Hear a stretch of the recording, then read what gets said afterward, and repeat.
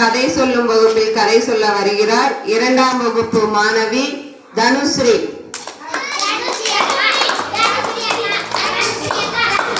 அனைவருக்கும் வணக்கம். என் பெயர் தனுஸ்ரீ. நான் 2ஆம் வகுப்பு படிக்கிறேன்.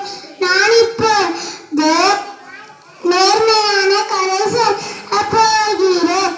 ஒரு நாள் பள்ளி முடிந்து மாலை நேரம் நண்பர்களான மாதவனும் ராமனும் வீட்டுக்கு செல்லும் போது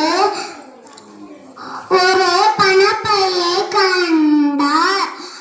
ராமன் ஓடி போய் அந்த பணப்பையை எடுத்தான். மாதவன் திறந்து பார்த்தான். இவ்வளவு பணமா என்று வாயை பிளந்தார். ராமன் இந்த பணத்தில் நான் தின்பண்டம் வாங்கி சாப்பிடலாமா? மாதவன் சொல்றான், இது தவறான செயல். இதை தொலைத்தவர் பாவம் அல்லவா? அவர் வீட்டிற்கு போய் இந்த பணத்தை ஒப்படைத்து வீட்டுக்கு செல்லலாம்.